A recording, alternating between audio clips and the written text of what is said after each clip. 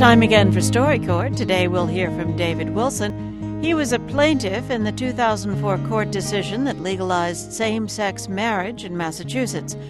Wilson's journey to that landmark case started 10 years earlier when he lost his first partner, Ron Loso, to a heart attack.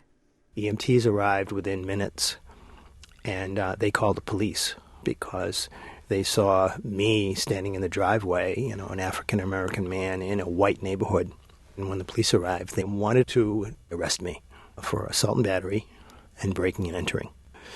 And when I got to the hospital, I found out that they were not going to give me any information because I had no relationship to Ron. As far as they were concerned, I was a stranger. They called Ron's family in Vermont and said, "Can you give permission for us to talk to David?" And his 75-year-old mom said, "Of course, they're partners." So they came out and they said that he was dead on arrival. My whole world just kind of fell apart, and I felt pretty broken. Where do I go from here?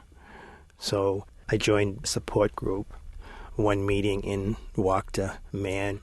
That man's name was Rob Compton. 3 years later, we had a commitment ceremony. Lots of people came, and they thought it was our wedding, and we said, no, this isn't a wedding because we don't have the right to get married. So it was amazing to become a plaintiff in a major lawsuit against the state of Massachusetts. Part of the decision to be part of the case was to talk with my family. My dad wasn't sure. All of a sudden, his only son is going to become this prominent, out, gay, black man. So I talked with Dad about some of the issues. A couple hours later, Dad said, "You're doing the right thing." May 17th, 2004 was the first weddings. Dad said, "Well, you're going to City Hall and you're going to be part of all of this excitement. What about me?" I said, "Dad, I'm sending a limo to pick you up." My dad had never been in a limo. He got a new suit, came down, and limo took him down, and he was in the front row, and when we walked down the aisle, both his arms were in the air.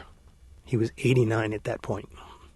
And he didn't see it just for gay people. He saw it for, all people that had been discriminated against. And his whole life he had been discriminated against. So I think for Dad, it was just a victory that he could be a part of. He could not have been more proud. It was a great day.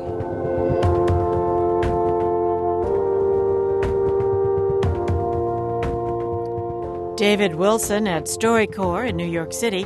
His recording will be archived at the American Folklife Center at the Library of Congress. Get the StoryCorps podcast at npr.org.